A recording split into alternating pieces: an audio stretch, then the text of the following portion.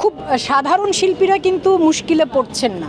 যারা অতি সুবিধা নেবার চেষ্টা করেছেন তাদের কাউকে না কাউকে তো একটু মুশকিলে পড়তে হয়তো হচ্ছে। ২০ বছর ধরে যে আলোচনায় আছি, অভিনেতা এবং মডেল হিসেবে আছি, আমি আমৃত্যু অভিনেতা এবং মডেল হিসেবে আলোচনায় থাকতে চাই। সুন্দর যে লাগছে সেটার কৃতিত্ব হচ্ছে চৈতি আপার, ফারহানা চৈতি। চৈতি আপা আজকে আমাকে সাজিয়েছেন, মেক ওভার ফিনান্সের ফারহানা চৈতি। এবং আর জামদানি তো আমি একটু জানেন আমার পছন্দের শাড়ি, জামদানি পরি। এই তো আমাদের দেশে যে কজন পরিচালকের কাজ আমি ভীষণ পছন্দ করি ব্যক্তিগতভাবে, তাদের মধ্যে অমিতাভ রেজা চৌধুরী একজন। এবং আমার ক্যারিয়ারের একেবারে শুরুর দিকে অমিতাভ ভাইয়ের নির্দেশনায় গ্রামীণফোনের একটি বিজ্ঞাপন চিত্রে আমি কাজ করেছিলাম, যেটি আমার ক্যারিয়ারের টার্নিং পয়েন্ট এবং খুবই গুরুত্বপূর্ণ একটি কাজ হয়ে আছে। তারপর থেকে তার পরিচালনায় অনেক কাজ করার সৌভাগ্য আমার হয়েছে বিজ্ঞাপন এবং মানে ওটিটিতে। তো এই কাজটিতে যুক্ত হবার ব্যাপারে প্রধান যে বিষয়গুলো কাজ করেছে, আমার চরিত্র পছন্দ হয়েছে, অমিতাভ ভাইয়ের পরিচালনা এবং সহশিল্পী মোশাররফ করিম আমার দীর্ঘদিনের সহকর্মী এবং সবচাইতে পছন্দের সহকর্মীদের মধ্যে তিনি একজন অসাধারণ অভিনেতা। আমি খুব এনজয় করেছি কাজটা করতে। এবং এর সাথে সাথে মোশাররফ ভাইয়ের কথা বললাম যে আপনারা ইতিমধ্যেই জেনে গেছেন, যেহেতু ট্রেলার রিলিজ হয়েছে, ৮ জন নারী আছেন, আমি সহ আর কি।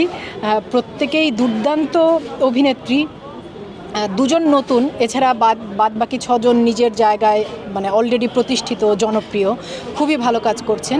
আমার খুব ভালো লেগেছে এরকম একটা কাজের অংশ হতে পেরে। আমাদের হইচয়ে সাকিব ভাই আমাদের গ্রুপে বলছিল যে এই সংলাপটা নিয়ে সবার আগে মিম হবে। এবং হ্যাঁ, মানে সেই মিমের সংখ্যা এবং ফরম্যাট দেখে আমরা নিজেরাও খুবই মানে উচ্ছ্বসিত তো বটেই, ভীষণ এতটা হবে এটা আবার আমরা ভাবিনি, আমি তো ভাবিনি অন্তত।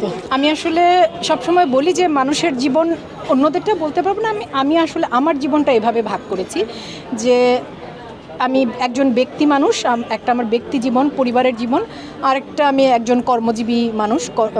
অভিনয় এটা আমার কাজ, অভিনেতা এবং মডেল হিসেবে আমি কাজ করছি 20 বছর ধরে। তো এই যে 20 বছর জীবনের দীর্ঘ সময়, মানে দীর্ঘ সময়, তো এত লম্বা একটা সময় আমি আমার কাজের মধ্য দিয়ে আলোচনায় আছি, এর চাইতে সুন্দর, আনন্দের, ভালোবাসাপূর্ণ প্রাপ্তি আর কিছু হতেই পারে না। আমি মনে করি যে কোনো মানুষের, বাংলাদেশের 18 কোটি মানুষের প্রত্যেকেরই রাজনৈতিক বোধ এবং রাজনৈতিক সচেতনতা বা সমর্থন আছে। এবং 18 কোটি মানুষের যদি রাজনীতি করার দরকার না হয়, তাহলে শুধু আমি একটু পরিচিত মুখ বলেই আমাকে ওই বিশেষ সুবিধাটা নিতে হবে, আমি কোনোভাবেই এটাতে বিশ্বাসী নই। যে কারণে কখনোই আমাকে রাজনৈতিক কোনো কিছুতে দেখতে পাওয়া যায়নি, ভবিষ্যতেও যাবে না।